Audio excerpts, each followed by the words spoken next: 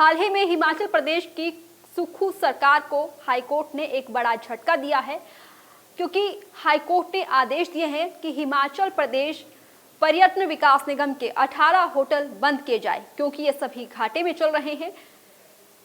अब ऐसे में सुक्खू सरकार के साथ साथ हिमाचल के होटलों में काम कर रहे कर्मचारियों की भी चिंता बढ़ गई है। हाल ही में हिमाचल प्रदेश की कांग्रेस सरकार को हाईकोर्ट ने एक बड़ा झटका दिया है। हाईकोर्ट ने कहा है कि हिमाचल प्रदेश पर्यटन विकास निगम के 18 होटल बंद किए जाएं, क्योंकि ये घाटे में चल रहे हैं। ऐसे में एक तरफ हाईकोर्ट ने सरकार की टेंशन बढ़ाई है, तो वहीं दूसरी तरफ इन होटलों में काम कर रहे कर्मचारी भी काफी चिंता में आ गए हैं, क्योंकि होटलों के बंद होने से उनका रोजगार भी खत्म हो जाएगा। रोजगार का जरिया होटल हैं, जिनमें काम करके कर्मचारी अपनी आमदनी कमाते हैं और अपना घर चलाते हैं। लेकिन होटल अगर बंद होते हैं तो ऐसे में उनके रोजगार पर भी बड़ा खतरा पैदा हो रहा है। लेकिन हाईकोर्ट ने न सिर्फ होटलों को बंद करने के आदेश दिए हैं, बल्कि इनके रोजगार को भी छीनने का काम किया है। यहां तक कि हाईकोर्ट ने इन घाटे में चल रहे होटल्स को सफेद हाथी तक करार दिया है। अब ये होटल कर्मचारी आगे क्या करेंगे, आइए आपको इस रिपोर्ट के जरिए समझाते हैं। मुख्यमंत्री सुखविंदर सिंह सुक्खू की अगुवाई वाली कांग्रेस सरकार को बड़ा झटका लगा है। हाई कोर्ट ने हाल ही में हिमाचल प्रदेश पर्यटन विकास निगम के घाटे में चल रहे 18 होटलों को बंद करने के आदेश दिए हैं। जस्टिस अजय मोहन गोयल की सिंगल पीठ ने कहा कि HPTDC के ये होटल 25 नवंबर तक बंद कर दिए जाएं। उन्होंने निर्देश दिया है कि निगम के प्रबंध निदेशक आदेश का अनुपालन सुनिश्चित करने के लिए व्यक्तिगत रूप से जिम्मेदार होंगे। हाईकोर्ट ने इन संपत्तियों को सफेद हाथी तक कह दिया है। कुल्लू मनाली में हर साल सैलानी घूमने आते हैं, ऐसे में यहाँ पर्यटन व्यापार को भी लाभ पहुँचता है। लेकिन हिमाचल प्रदेश हाईकोर्ट की ओर से घाटे में चल रहे टूरिज्म के 18 होटलों को अब बंद करने के आदेश जारी किए गए हैं। कुल्लू मनाली के भी 5 होटलों के नाम इस लिस्ट में शामिल हैं। तो कौन कौन से हैं वो होटल, आइए जानते हैं। इसमें मनाली का hotel Kunzum, hotel Hidimba, hotel लोग हट्स मनाली, होटल नगर कैसल और होटल सरवरी भी है। तो जिन होटलों को हाईकोर्ट ने बंद करने के आदेश दिए हैं, आखिर वजह क्या है? उच्च न्यायालय द्वारा 60% से कम ऑक्यूपेंसी वाले पर्यटन निगम के इन होटलों को बंद करने के आदेश जारी किए गए हैं। कोर्ट के ऑर्डर्स में इन होटलों को 25 नवंबर तक का समय दिया गया है।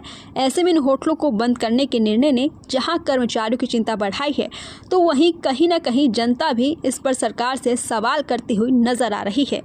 लेकिन बड़ा सवाल तो इन होटलों में काम करने वाले कर्मचारियों के रोजगार का है, क्योंकि होटल बंद होने से उनका रोजगार खत्म हो रहा है। हाईकोर्ट उनके रोजगार पर लगाम कसने जा रही है।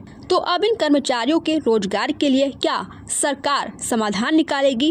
क्योंकि होटल बंद होने से इनके रोजगार का जरिया बंद हो रहा है, तो ऐसे में इनका भविष्य किस ओर जाएगा, ये भी एक बड़ा सवाल है। ऐसे में होटलों में तैनात कर्मचारियों का क्या कुछ कहना है, वो भी सुनिए। मेरा नाम भागीरथ, होटल सरवरी से बोल रहा हूँ मैं, और मेरा डेजिग्नेशन जो है एज ए कैप्टन मैं यहाँ पे सर्विस कर रहा हूँ। हमारे अभी हेड ऑफिस से कोई दिशा निर्देश नहीं आए हुए हैं। कोर्ट ने बोला हुआ है, वो हम न्यूज़ के माध्यम से सुन रहे हैं। बाकी अभी जो जैसे बुकिंग है वो सब एज इट इज जो थी वैसे चली है सारी। सब कस्टमर वैसे ही आ रहे हैं, जा रहे हैं सारा। अभी तक हमारे को कोई ऐसा दिशा निर्देश नहीं है। किस तरह से देखते हैं कि अभी जो ये निर्देश है और स्टाफ में किस तरह का माहौल है इसके बाद? स्टाफ में तो भय की स्थिति उत्पन्न हुई है। सभी सोचते हैं भी हाँ, अगर कल के लिए हमारे 18 होटल बंद हो जाते हैं तो कैसा होगा, कहाँ हमारी ट्रांसफ़र होगी या क्या होगा, कि स्टाफ को निकालेंगे या क्या करेंगे। तो ये सारे सब निर्णय जो है हमारे उच्चाधिकारी ही लेंगे। उसमें हम सब चिंता का विषय तो सबके लिए बना हुआ है। जी, बीते दिनों हिमाचल प्रदेश हाईकोर्ट के द्वारा जो टूरिज्म कॉरपोरेशन के 18 होटलों को बंद करने का एक फैसला सुनाया गया है, मुझे लगता है कि ना सरकार को इस मामले में हाईकोर्ट के समक्ष भी अपने दस्तावेज रखने चाहिए। ज़िला कुल्लू की अगर बात करूँ तो ज़िला कुल्लू में जो है 12 के 12 महीने टूरिस्ट सीजन रहता है, और यहाँ के भी 2 होटल जो मेन प्रॉपर्टी हैं, जैसे नगर में कैसल है, मनाली माल रोड में कुंजम होटल है, यहाँ पर सैलानियों को काफ़ी सुविधा मिलती है। मुझे नहीं लगता कि ये होटल घाटे में चल रहे होंगे। अगर हाँ ऐसी कोई बात है तो सरकार को ये सब मुद्दे हाईकोर्ट के समक्ष रखने चाहिए, और अगर इस तरह से होटल बंद होते तो इससे सैलानियों के साथ साथ टूरिज्म को भी नुकसान होगा और जो बेचारे कर्मचारी यहाँ पर काम कर रहे हैं उनकी रोजी रोटी पर भी संकट आएगा। बड़ा दुख हुआ सुनकर कि हिमाचल टूरिज्म के जो टॉप के होटल थे और वो भी कुल्लू मनाली जैसे टूरिस्ट प्लेस में, इनको बंद करना कहीं ना कहीं सरकार की तरफ पार्ट से नेग्लिजेंसी है। जब सरकार को पता लग गया था कि कर्मचारी अपनी सैलरी और पेंशन को लेकर कोर्ट में गए, सरकार ने जो ऑक्यूपेंसी 2022 की शो की है, जिस वक्त की कोरोना काल था, तो उस वक्त की ऑक्यूपेंसी शो करके इसको घाटे में बताया गया। कहीं ना कहीं सरकार की मंशा पर भी शक होता है और कहीं ना कहीं सरकार की नेग्लिजेंसी है और समाज के प्रति जो है रिस्पॉन्सिबिलिटी अकाउंटेबिलिटी का अभाव लग रहा है।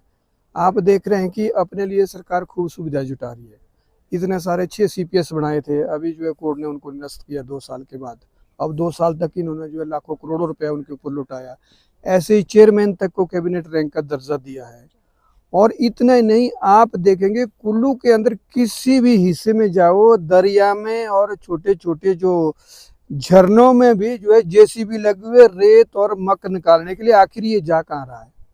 और 28,000 करोड़ ऋण लिया 20 महीनों में, तो तरक्की तो हुई नहीं है। तो घाटा कैसे, कहाँ जा रहा है, किसके लिए पैसा हो रहा है? बहुत ही बड़े शर्म की बात है। हिमाचल टूरिज्म के जो टॉप के होटल है कुंजुम और नगर कैसल, और यहाँ जो ये होटल है होटल सरवरी, क्योंकि हम खुद यहाँ देखते हैं, मैं भी यहाँ गाड़ी लगाता हूँ, तो यहाँ तो पार्किंग और शादियों से ही जो है कर्मचारियों की सैलरी और पेंशन पूरी हो जाएगी, फिर भी घाटे में जा रहा है। तो कहीं ना कहीं सरकार इसके लिए जिम्मेदार है। उनको समाज के प्रति समाज की रिस्पॉन्सिबिलिटी को समझना चाहिए। जनता ने केवल ऐश प्रस्ती के लिए नेताओं को नहीं चुना है। ब्यूरोक्रेसी के ऊपर जो नेताओं को इसलिए बिठाया है कि वो जनता के हित में काम करे, देश और समाज की तरक्की करे। तो जिस ढंग से सरकार के हालात है वो ठीक नहीं है। ट्रेजरी बिल्कुल खाली है। जब खजाना खाली होगा तो शासन कैसे चलेगा? जी, मुझे लग रहा है कि हिमाचल पहला राज्य होने वाला है कि जहाँ फाइनेंशियल इमरजेंसी लागू होगी। आज तक देश में कभी फाइनेंशियल इमरजेंसी लागू नहीं हुई है।